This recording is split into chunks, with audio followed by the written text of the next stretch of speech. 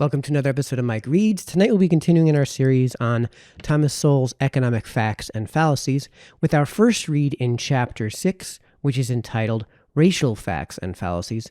As I've mentioned throughout the course of this series, we are doing this series as a parallel read with Henry Hazlitt's Economics in One Lesson. So I'll put a link to that series in this video's description so you can follow along there as well if you'd like. As I've also mentioned throughout the course of this series, we will be doing an analysis and review at the end of each read. So I'll put a timestamp in this video's description to the analysis and the review part of the video so you can jump straight to that if that's how you'd like to go about things.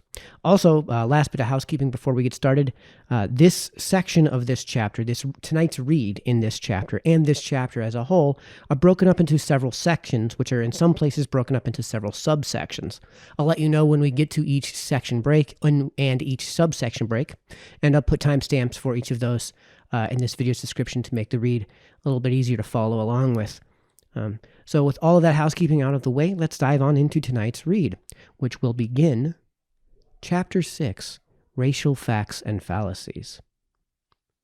Few subjects produce more fallacies than race.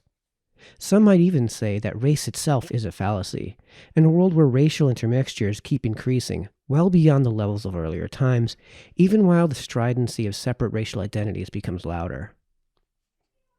Indigenous American Indians were once referred to as, quote, the vanishing Americans, end quote, because of their dwindling proportions in the growing population of the United States, but their official numbers have in recent years increased at a rate far beyond any biological reality, because more and more people with some fraction of American Indian ancestry now choose to identify themselves as members of that group. It is much the same story halfway around the world in New Zealand, where there are great numbers of Maoris whose ancestries are at least as Caucasian as they are Maori. Among Black Americans, there are relatively few people of unmixed African ancestry, and there have always been some individuals like Walter White, once head of the NAACP, who were considered to be Negroes or Blacks more or less as a matter of convention, despite their pale complexions, Caucasian features, and blue eyes. Rising rates of intermarriage have reduced the biological significance of racial differences, even as its political significance has increased. The intermarriage rate for blacks was just under 1% in 1963, but was 12% in 1993. The 1990 census showed that just over 1/4 of Japanese American marriages were intermarriages, as were 60% of American Indian marriages. Among Jewish Americans, the intermarriage rate rose to 57% by 1985 to 1990. Yet these were also years of ever more strident racial or ethnic quote-unquote identity trends. Race can be discussed as a social reality with a biological component. The consequences of that social reality have been very serious, however, and continue to be so. So are the consequences of the fallacies surrounding race. Among these fallacies are that race was the basis of slavery, and that racism is the main reason for black-white differences in incomes and in all the other aspects of life that depend on income. Moreover, there is often an implicit assumption that racism and discrimination are so closely linked that they go up or down together, when in fact, as we shall see, sometimes in places with more racism have been known to have less discrimination, and discrimination can exist without racism. Lurking in the background of some discussions of race is the question whether races differ in innate intelligence, a question that has generated fallacies among those on both sides of the issue. Group differences. It has often been common to compare a given group, such as blacks in the United States, with the national average and regard the differences as showing a special peculiarity of the group being compared, or a special peculiarity of policies or attitudes towards that group. But either conclusion can be misleading when the national average itself is just an amalgamation of wide variations among many ethnic, regional, and other groups. While the black and white populations of the United States have long differed in various economic and social variables, in income, years of schooling, life expectancy, unemployment rates, crime rates, and scores on a variety of tests, so have other groups differed widely from one another and from the national average in countries around the world. One of the most overlooked but important differences among groups are their ages. The median age of Black Americans is 5 years younger than the median age, 35, of the American population as a whole, But blacks are by no means unique in having a median age different from the national average or from the ages of other groups. Among Asian Americans, the median age ranges from 43 for Japanese Americans to 24 for Americans of Cambodian ancestry to 16 for those of Hmong ancestry. Incomes are highly correlated with age, with young people usually beginning their working lives earning much less than older and more experienced workers. Therefore, gross comparisons of incomes among racial or ethnic groups can be misleading when the median ages of groups can differ by a decade or even a quarter of a century. Nor are age differences the only differences among Asian Americans. While 61% of Japanese Americans were born in the United States, less than a third of the Asian Americans of Chinese, Filipino, Vietnamese, Korean, or Asian Indian ancestry were. Native-born citizens are obviously more familiar with the opportunities available in the society and better able to take advantage of those opportunities. Educational differences are likewise as great among American ethnic minorities as they are between minorities and the larger population. Although Hispanics have overtaken blacks numerically as part of the population, blacks still receive more doctorates than Hispanics. While the Asian American population is only a fraction of the size of either the black or Hispanic population, Asian Americans receive more doctorates than Hispanics and nearly as many as blacks. In short, an even distribution of groups is by no means common, whether in age, education, or other characteristics. The United States is by no means unique in the nature or magnitude of economic or social differences among racial or ethnic groups. Income differences between the Chinese and Malay populations of Malaysia, for example, have long been greater than income differences between blacks and whites in the United States. So have economic differences between different tribes in Nigeria or between Asians and Africans in East Africa. Various groups around the world have differed in everything from alcohol consumption per capita to IQs. Indeed, differences have been the norm and identical economic or social outcomes have been the exception. That is why singling out any given group for comparison with the national average can be misleading if it suggests that the situation of the group in question is peculiar, rather than being part of a worldwide pattern of wide variations from group to group. This is not to say that intergroup differences don't matter. Some of these differences matter greatly. What are the reasons behind these disparities? Perhaps a more fundamental question might be, what reason was there to expect these groups to be the same in the first place? Geography, demography, history, and culture have all differed among groups and countries around the world. We have already seen how widely the median ages of groups can vary, even within a given country, and how much difference there is in native birth within Asian Americans alone. The same is true in other countries and between one country and another. The median age in Germany and Italy is 40, while in Yemen and Afghanistan it is below 20. Put differently, there are many opportunities for fallacies. Many of these fallacies arise from implicitly assuming that the various groups are comparable in skills, experience, or attitudes, so that statistical disparities among them can only be explained by the different ways that the society around them treats them. Many, if not most societies, have discriminated among groups throughout most of history. But that discrimination has not been the only factor at work producing intergroup differences, and the challenge is to assess the effects of all the factors involved.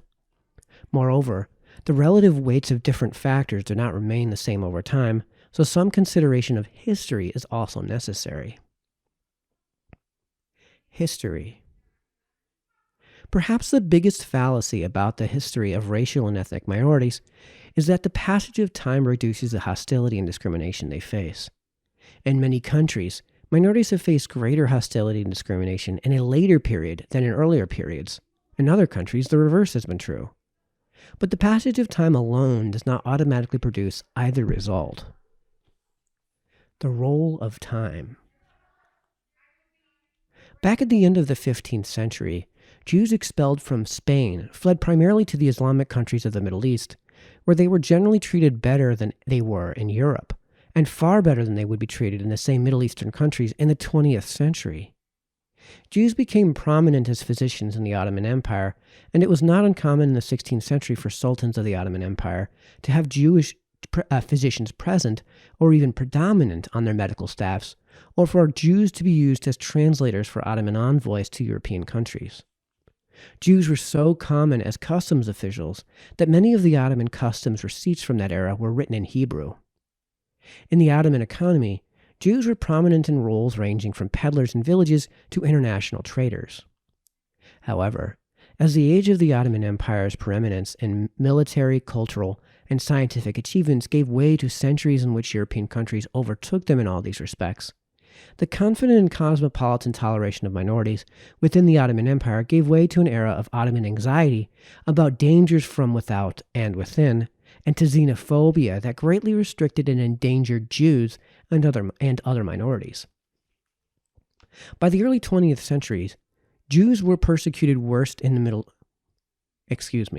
By the early 20th century, Jews were persecuted worse in the Middle East than anywhere else, until the rise to power of the Nazis in Germany. The Nazis' racism in general, and their anti-Jewish doctrines and policies in particular, found many Middle Eastern sympathizers both before and during the Second World War. By the time the modern state of Israel was created after that war, hatred of Jews was already widespread in Middle Eastern countries that had once been part of the Ottoman Empire. Within an even shorter span of time, the island nation of Sri Lanka, off the coast of India, went from being a country whose good relations between majority and minority had become a model for intergroup harmony to one with a decades-long civil war taking tens of thousands of lives. During the first half of the 20th century, there was not a single riot between the Sinhalese majority and the Tamil minority. But during the second half of that century, there were many such riots, marked by unspeakable atrocities, and ultimately denigrating into a civil war that was still not completely ended as the 21st century dawned. Other such examples could be found in many countries and in many periods of history. In Bohemia, Germans and Czechs coexisted peacefully for centuries until the rise of Czech nationalism, climaxed by the creation of the new nation of Czechoslovakia after the First World War, led to discrimination against Germans, and then to a German backlash that led ultimately to the Munich Crisis of 1938, when the Czechs were forced to relinquish the predominantly German Sudetenland to Nazi Germany. After Germany later took over all of Czechoslovakia, the Germans in that country then joined in the Nazis' persecution of Czechs. After the defeat of Germany in World War II, Germans in Czechoslovakia were expelled by the millions, often under brutal conditions that led to many deaths. Such retrogressions in intergroup relations were not unknown in the United States, though not usually to such extremes. The predominantly German Jewish population of the United States was far better assimilated and accepted before the arrival of millions of unassimilated Eastern European Jews in the late 19th and early 20th centuries led to a social backlash against all Jews that resulted in restrictions against Jews in places where such restrictions had not existed before. Black Americans, meanwhile, were far better accepted in northern cities at the end of the 19th century than they would be in the first half of the 20th century, after massive migrations of less assimilated southern blacks caused a similar backlash that created new restrictions against all blacks. Northern cities in which blacks had lived largely dispersed among whites saw in the early 20th century the rigid residential segregation patterns that would create the black ghettos which quickly became the norm. It would be as fallacious to depict racial retrogression as an inevitable result of the passage of time as to depict racial progress as something happening automatically over time. Much racial progress occurred in the second half of the 20th century in the United States, especially for blacks. Since this was not something that happened automatically, it is important to understand the causes and the timing. It is especially important to scrutinize the evidence because many individuals and organizations have a vested interest in claiming credit for progress, and incessantly repeated claims can sometimes be mistaken for facts. Progress and retrogression are not always separated in different eras. There can be much progress in some respects during the same time when there is retrogression in other respects. This was especially true among Black Americans in the second half of the 20th century.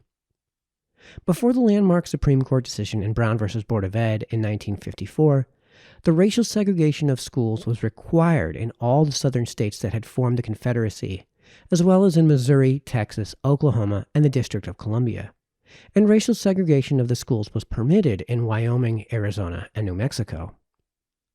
All such laws were nullified by the Supreme Court decision, and, over the next decades, the practice of racial segregation in the schools was dismantled. The Civil Rights Act of 1964 outlawed racial segregation in both public and private enterprises and institutions, and forbade employment discrimination as well. The Voting Rights Act of 1965 outlawed practices which had disenfranchised black voters in the South, and the 1970s saw quote-unquote affirmative action take on the meaning of preferential hiring of minority workers.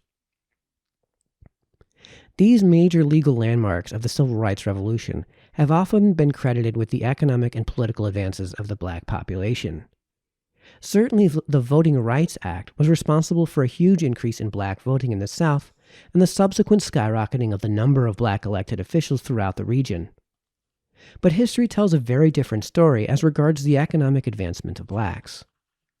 The percentage of black families with incomes below the poverty line fell most sharply between 1940 and 1960, going from 87% to 47% over that span, before either the Civil Rights Act of 1964 or the Voting Rights Act of 1965, and well before the 1970s when quote-unquote affirmative action evolved into numerical quote-unquote goals or quote-unquote quotas.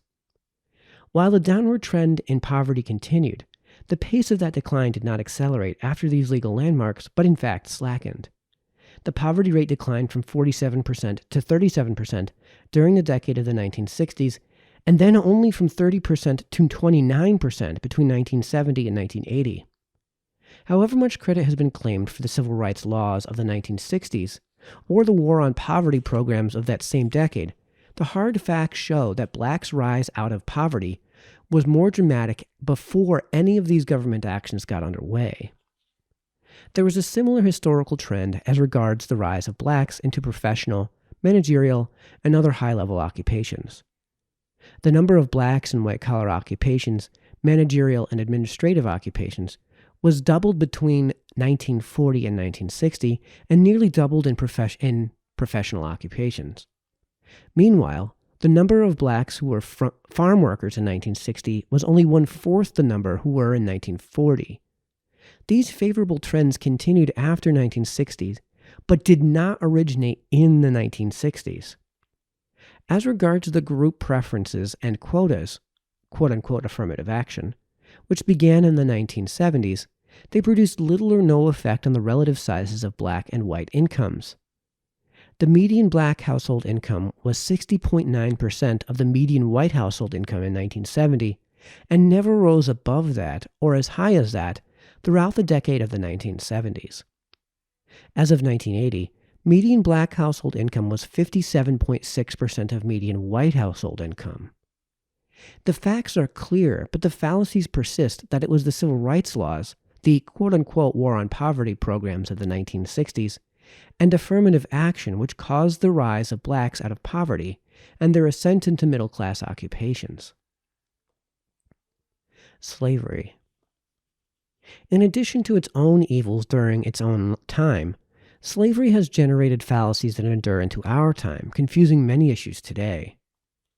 The distinguished historian Daniel J. Boorstin said something that was well known to many scholars, but utterly unknown to many among the general public, when he pointed out that, with the mass transportation of Africans in bondage to the Western Hemisphere, quote, now for the first time in Western history, the status of the slave coincided with a difference of race, end quote. For centuries before, Europeans had enslaved other Europeans, Asians had enslaved other Asians, and Africans had enslaved other Africans. Only in the modern era was there both the wealth and the technology to organize the mass transportation of people across an ocean, either as slaves or as free immigrants.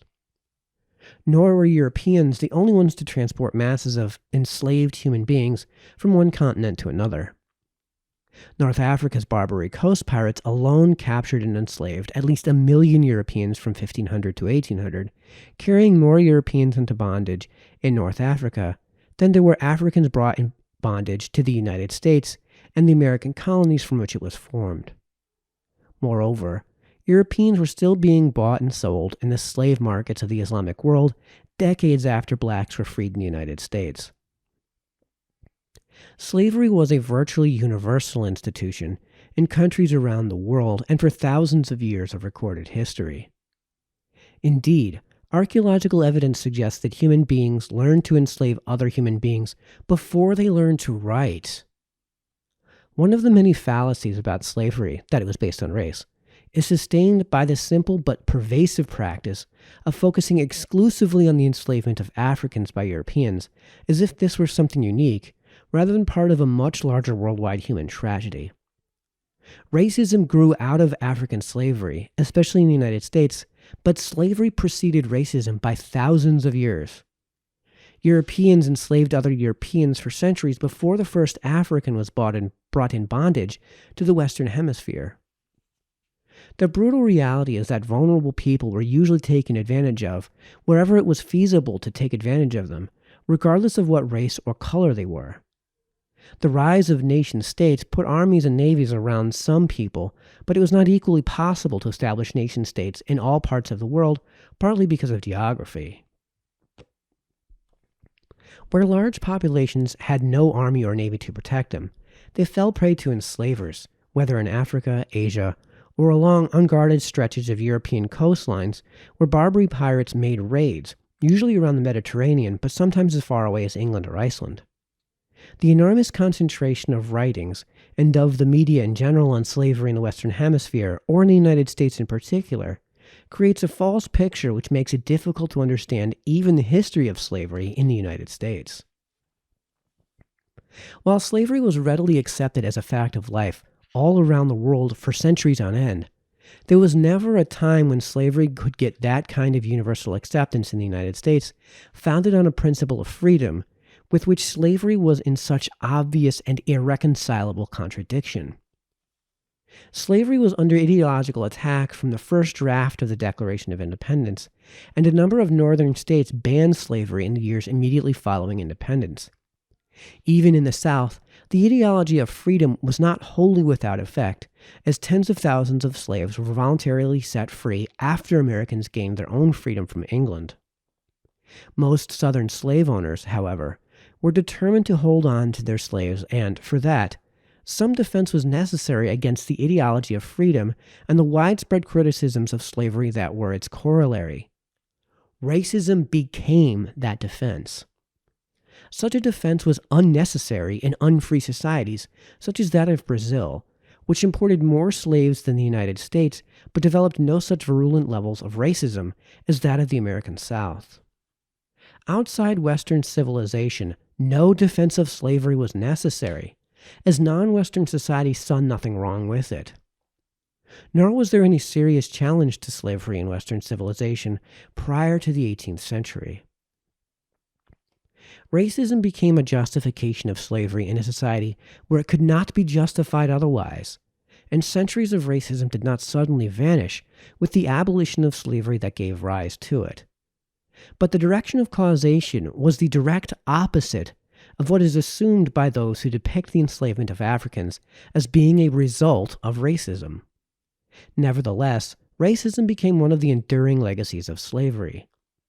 How much of it continues to endure and in what strength today is something that can be examined and debated. But many other things that are considered to be legacies of slavery can be tested empirically rather than being accepted as foregone conclusions. The Black Family. Some of the most basic beliefs and assumptions about the Black family are demonstrably fallacious. For example, it has been widely believed that Black family names were the names of the slave masters who owned particular families. Such beliefs led a number of American blacks, during the 1960s especially, to repudiate those names as a legacy of slavery and give themselves new names, most famously boxing champion Cassius Clay renaming himself Muhammad Ali. Family names were in fact forbidden to blacks enslaved in the United States, as family names were forbidden to other people in lowly positions in various other times and places. slaves in China and parts of the Middle East, for example, and it was 1870 before common people in Japan were authorized to use surnames. In Western civilization, ordinary people began to have surnames in the Middle Ages. In many places and times, family names were considered necessary and appropriate only for the elite, who moved in wider circles, both geographically and socially, and whose family's prestige was important to take with them. Slaves in the United States secretly gave themselves surnames in order to maintain a sense of family, but they did not use those surnames around whites. Years after emancipation, blacks born during the era of slavery remained reluctant to tell white people their full names. The quote-unquote slave names fallacy is false not only because whites did not give slaves surnames, but also because the names that blacks gave themselves were not simply the names of whoever owned them. During the era of slavery, it was common to choose other names. Otherwise, if all the families belonging to a given slave owner took his name, that would defeat the purpose of creating separate family identities. Ironically, when some blacks in the 20th century began repudiating what they called quote-unquote slave names, they often took Arabic names, even though Arabs over the centuries had enslaved more Africans than Europeans had. A fallacy with more substantial implications is that the current fatherless families so prevalent among contemporary blacks are a quote-unquote legacy of slavery, where families were not recognized. As with other social problems attributed to a quote-unquote legacy of slavery, this ignores the fact that the problem has become much worse among generations of blacks far removed from slavery than among generations closer to the era of slavery. Most black children were raised in two-parent homes even under slavery and for generations thereafter. Freed blacks married, and marriage rates among blacks were slightly higher than among whites in the early 20th century.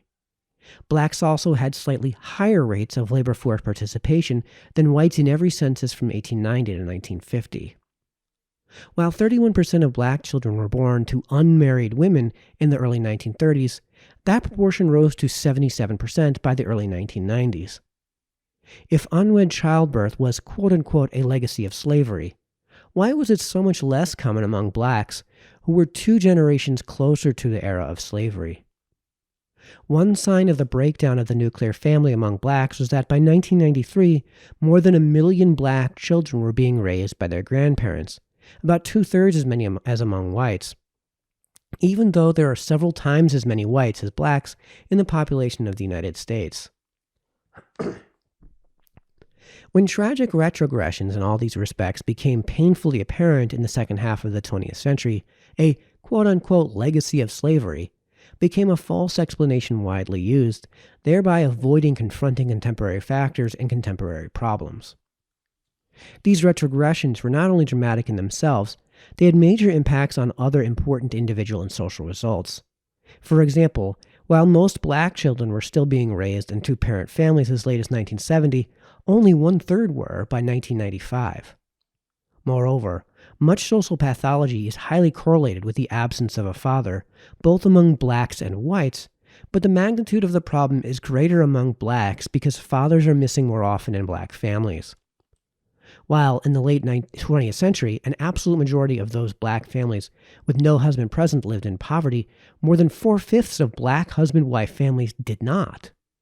From 1994 on into the 21st century, the poverty rate among black husband-wife families was below 10%. It is obviously not simply the act of getting married, which drastically reduces the poverty rate among blacks, or among other groups, but the values and behavior patterns which lead to marriage and which have a wider impact on many other things. Culture. As already noted, races can differ for reasons that are not racial because people inherit cultures as well as genes. So long as one generation raises the next, it could hardly be otherwise.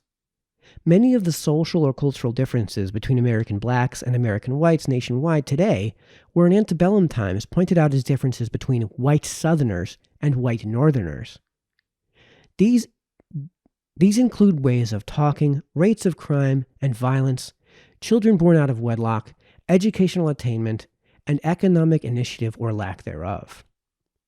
While only about one-third of the antebellum white population of the United States lived in the South, at least 90% of American blacks lived in the South on into the 20th century. In short, the great majority of blacks lived in a region with a culture that proved to be less productive and less peaceful for its inhabitants in general. Moreover, opportunities to move beyond that culture were more restricted for blacks. While that culture was regional, both blacks and whites took the Southern culture with them when they moved out of the South.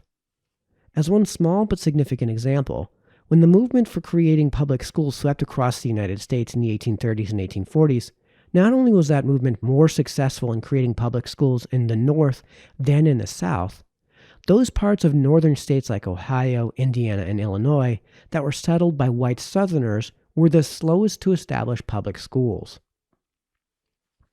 The legacy of the Southern culture is more readily documented in the behavior of later generations than is the legacy of slavery, which some distinguished 19th century writers said explained the behavior of antebellum Southern whites, and which later writers said explained the behavior of blacks. In reality, the regional culture of the South existed in particular regions of Britain in centuries past. Regions where people destined to settle in the American South exhibited the same behavior patterns before they immigrated to the South. They were called, quote-unquote, crackers and quote-unquote rednecks before they crossed the Atlantic and before they ever saw a slave. As a well-known Southern historian said, quote, "We do not live in the past, but the past in us," end quote.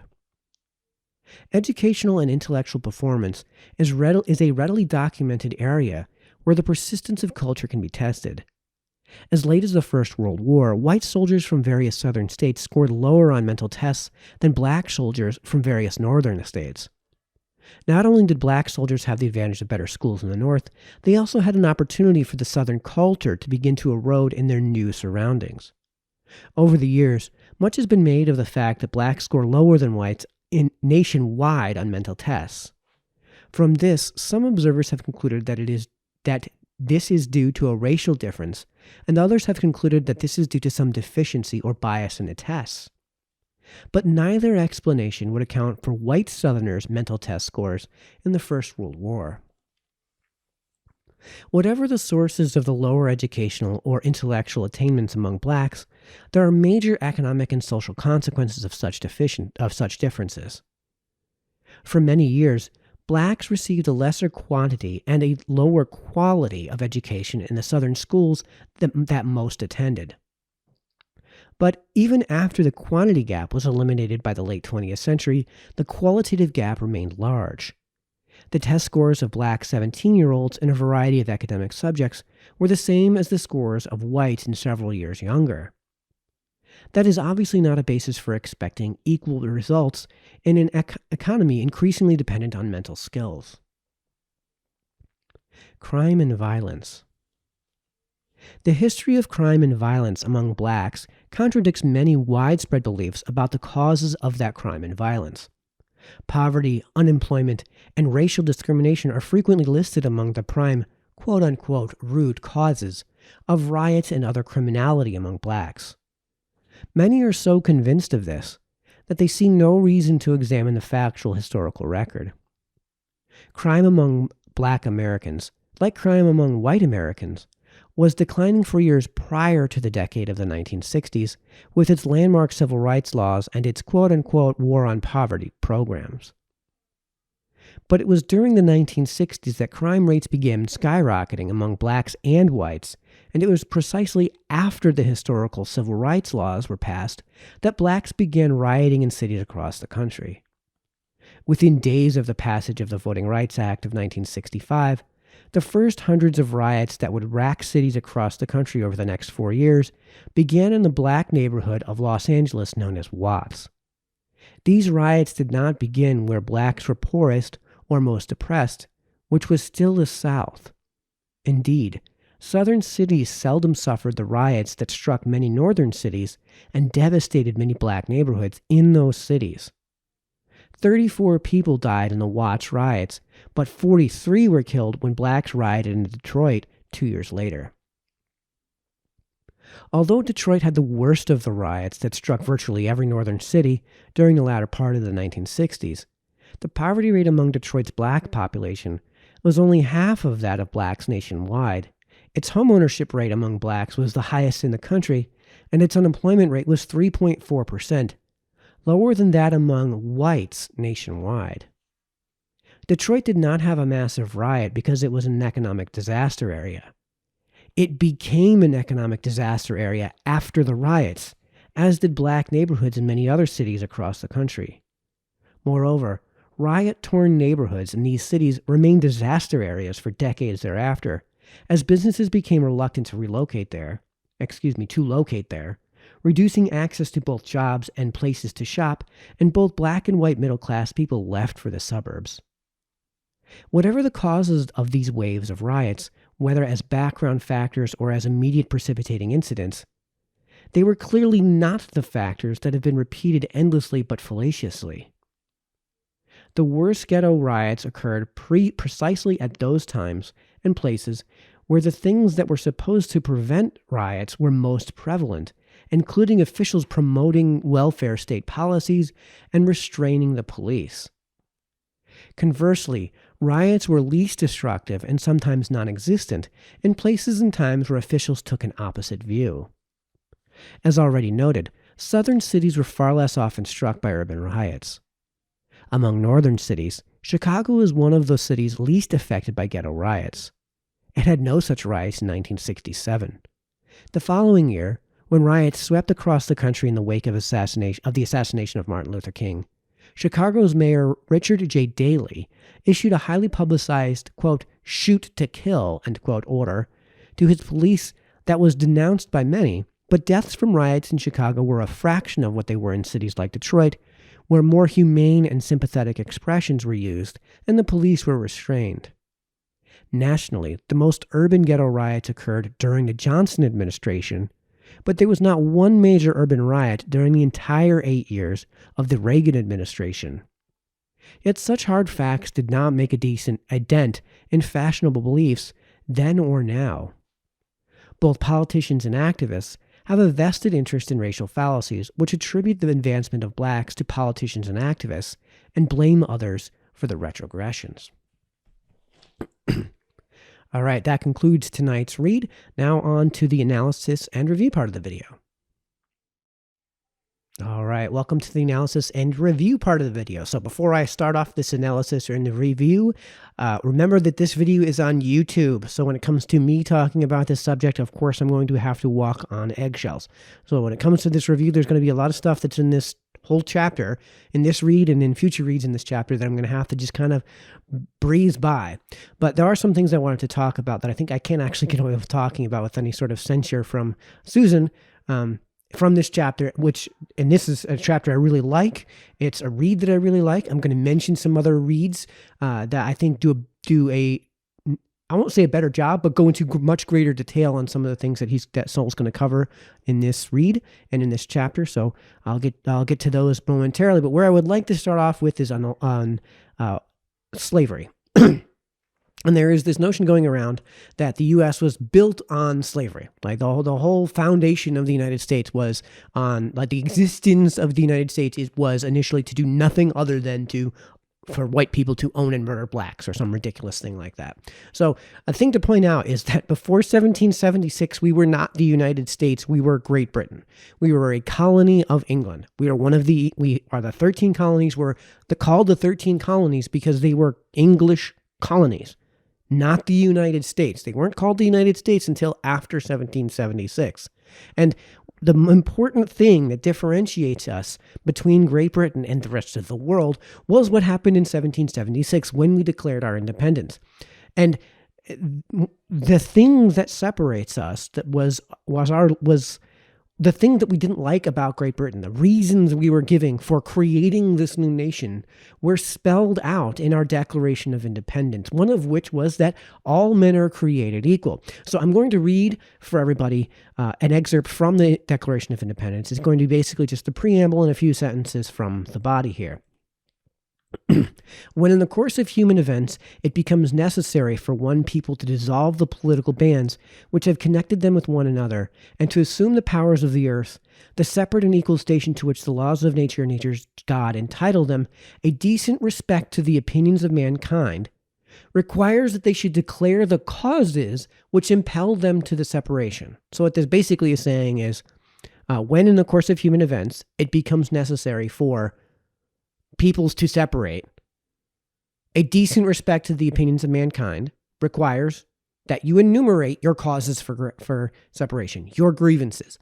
It's not the things that we like about this other nation. It's the things that we are going to then take that we don't like about that nation.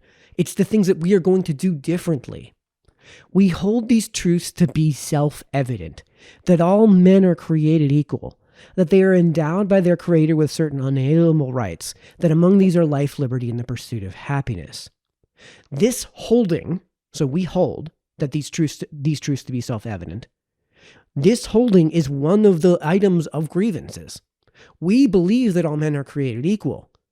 And this sort of idea had never existed before July 4th, 1776. This notion that all men are created equal, which of course stems from the notion of men being created in God's image, because all of these men were very Christian men, like it or not. This notion had never been put to pen in any formal or official document relating to any system of governments ever until this moment. And it was at this moment that we had a clear principled contradiction in terms between all men are created equal and the practice of slavery.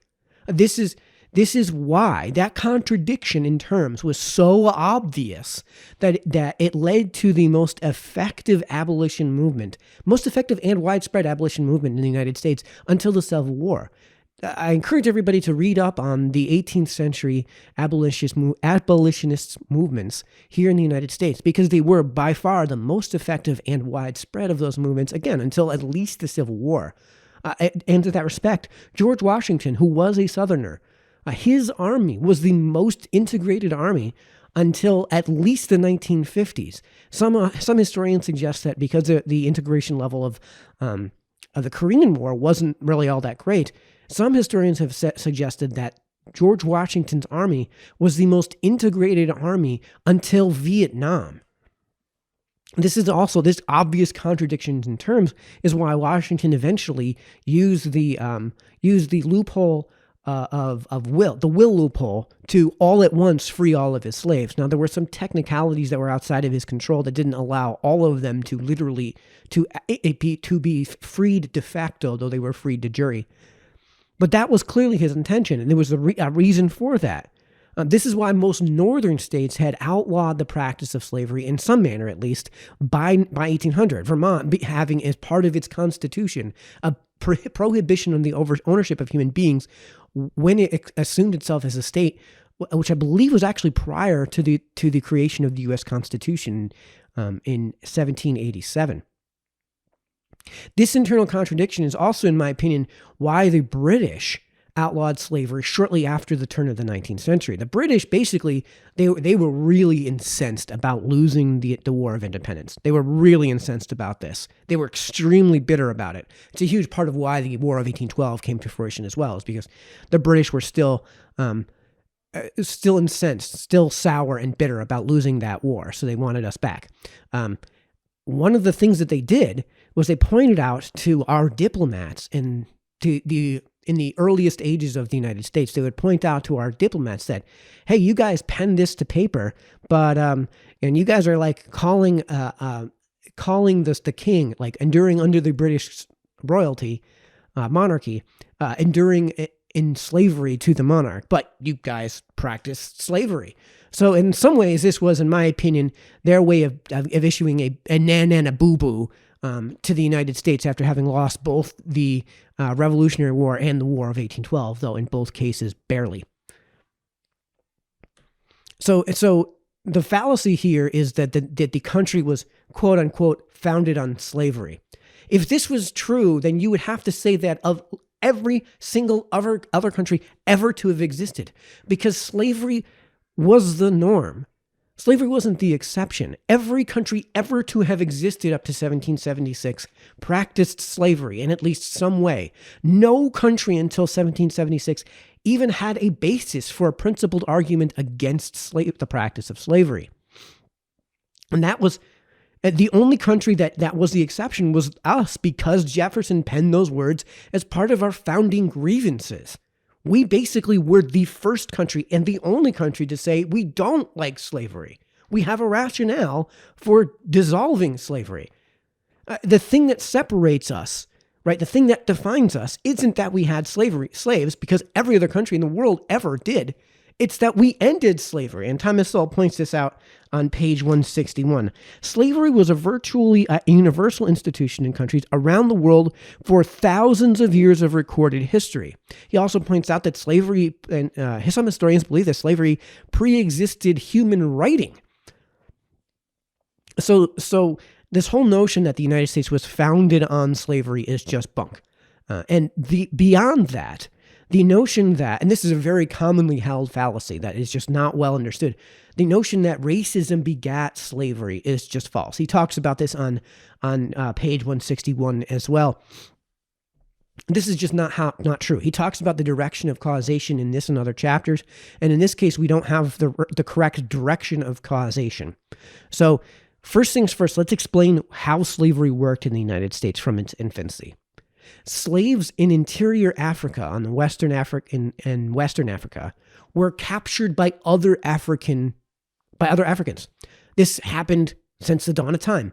Asians captured Asians, Europeans captured Europeans, and enslaved them. In fact, the word slave comes from Slav, which comes from the Slavs of Eastern Europe, because they were put into slavery by other Europeans.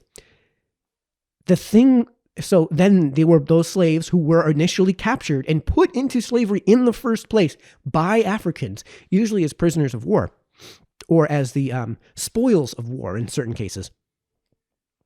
They then sold them to Europeans who brought the slaves to the United States. By the way, these Europeans were mostly Portuguese, so not even the English.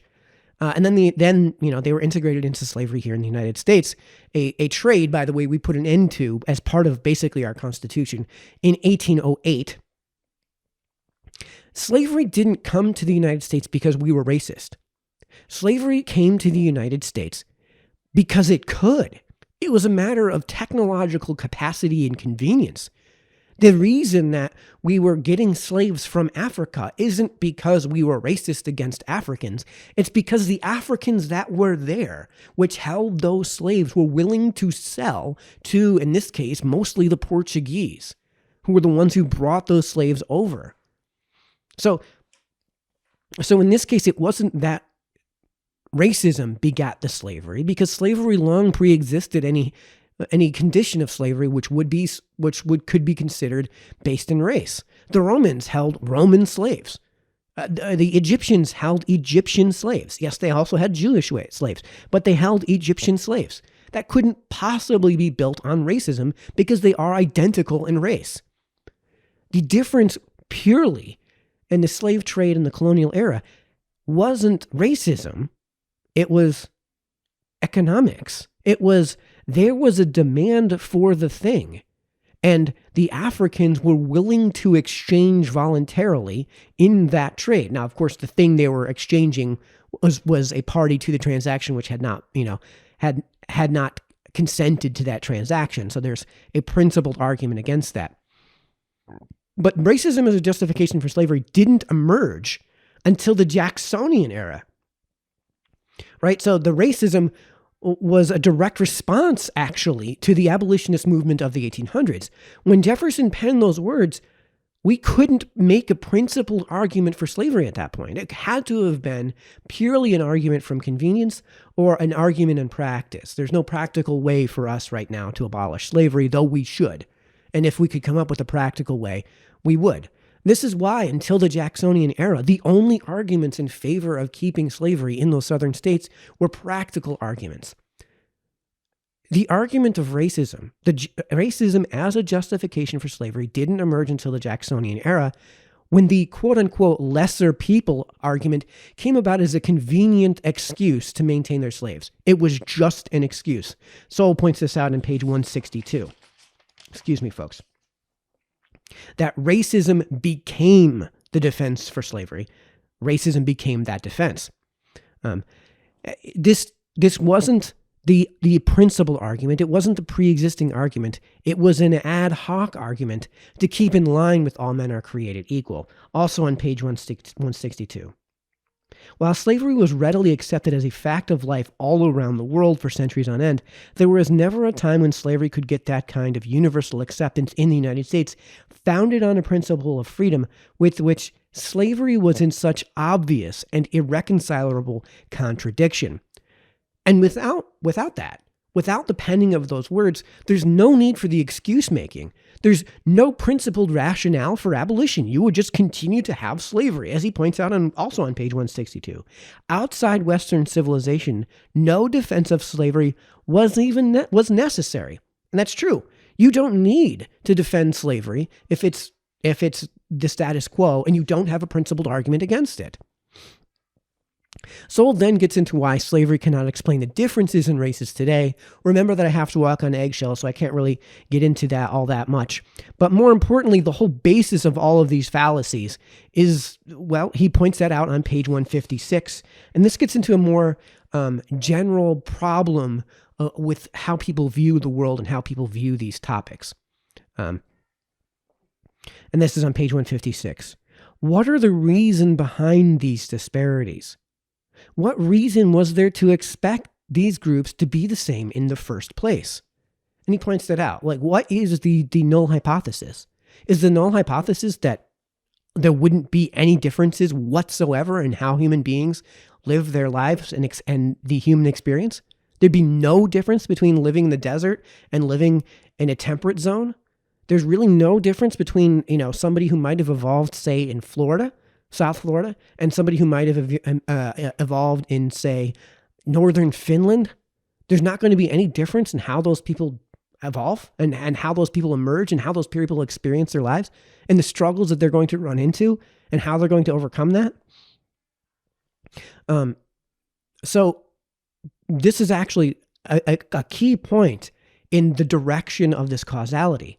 Why should we assume that identical conditions are going to be the norm? Why is that the null hypothesis? And why is not differences the null hypothesis?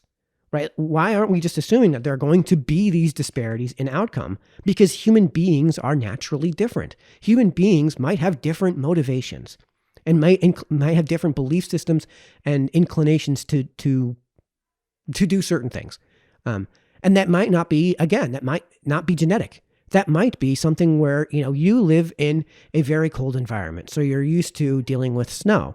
So in the wintertime, your idea of having a good time is getting on a snowboard, right? But if you move to Florida, you can't really snowboard. So, the last 10 years that you've spent, spending all of your free time snowboarding, you can't do that anymore. So you may be motivated to do a thing you now no longer can possibly do. So that's what I mean by motivations and inclinations. Sowell does a great job of expanding upon this idea, especially what are the reasons behind these disparities? A question most people don't bother to ask, or most people don't consider to be a question which is a testable hypothesis. A lot of people will make, especially on the left, will make a very a prioristic argument that it must be based on a thing. And it's an axiomatic statement that, you'll wind up seeing filled in with ad hoc hypotheses in order to confirm the already existing hypotheses, rather than to actually test the hypotheses and see if they're actually true. So Sowell does a great job of explaining on this in his book, Discrimination and Disparities. In fact, this whole chapter he does is basically the basis of that book. And this notion that what are the reasons behind these disparities? What reason was there to expect these groups to be the same in the first place? That is, for all intents and purposes, the thesis of Discrimination and Disparities. And I absolutely love that book. And I think you guys should really check that out. I actually read that book on this channel. So I'll put a link in this video's description to that series so you can check that out as well. Then there's, of course, the question of, culture. Because I just explained an element of culture, having grown up around snow and liking to go snowboarding, I kind of have to walk on eggshells with this because, again, we're on YouTube and we're subject to the whims of Susan. So I kind of have to walk on eggshells. But I do feel like I can comfortably talk about the differences between the Southerners, the Southern whites, and the Northern whites that have emerged throughout this country's history, which Sowell talks about on page 165. And, he elucidates the fact that if culture did not cause differences in outcomes, you would not expect there to be differences in educational test scores between Southern schools and Northern schools. You would say that if there is some built-in white privilege, then the experience of that privilege would be identical in Savannah as in Boston. So why these differences emerge between the Southern peoples, Southern whites, and the Northern whites can't be explained by anything really than culture. So you must assume in that case that at least for whites, and what's true of one race could possibly be true of another race, what's true of whites in regards to culture is that culture must be one of these factors that's contributing to the disparities between, again, Southern and whites and Northern whites. And the truth is that the Northern white culture stems from the Puritan culture of the English Midlands and into the English Lowlands. And the culture of the South actually harkens back to an ancient time in England. So what we know today as Black culture really isn't, or in its origin, African in nature. It's not because of the melanin that Black people have. It's actually because these slaves lost their culture. They were forcibly removed from their African culture and had the white culture from the South imposed upon them during slavery. This is why also before the Great Migrations of the 1930s, Northern Blacks outperformed Southern Blacks, as Sowell talks about in this read, on a variety of other tests. In fact, IQ tests during the era of World War I. The military found that Northern Blacks outperformed Southern whites in IQ tests during World War I, which was before the Great Migration. And that was when that quote-unquote Black culture integrated into the enclaves of Blacks in the Northern communities. But that actually, again, comes from the whites who imposed their culture upon the Blacks that they held as slaves. And then that doesn't really even emerge out of pure isolation here in the United States. It actually emerges in the Highlands of Great Britain, the ancient Highlands of Great Britain, those boorish cultures, if you will. I'm not going to spend much time getting into this, especially since we're on to our 20th minute here. But Thomas Sowell does a great job of expanding on this history of that culture and that connection to Great Britain and the Highlands of Great Britain in his book, Black Rednecks and White Liberals. Now, the book contains an essay called Black Rednecks and White Liberals. This is the section you guys should read. So I encourage you guys to check that out. I did a review of that book on this channel, so I'll link to that review so you guys can get an idea of what's in that book. So go ahead and do check that out. So we are running really long in the tooth, but I really wanted to get to this huge aside that Sowell brings up in page 159, which really has nothing to do with anything we've said today, but it allows me to illustrate a point that I've tried to make and an axiom that I've tried to spread throughout people I've known, and hopefully you guys will be able to apply this in your life. He says on page 159, incessantly repeated claims can sometimes be mistaken for facts. So I'm going to have to bleep this in editing, but my way of saying basically the same thing is, if you shove shit down someone's throat long enough, eventually they'll swallow it. So that's been the analysis and review of this section. Our next read in Thomas Sowell's Economic Facts and Fallacies will begin the section in chapter 6 entitled Economics. So until then, this has been Mike signing off. See you guys.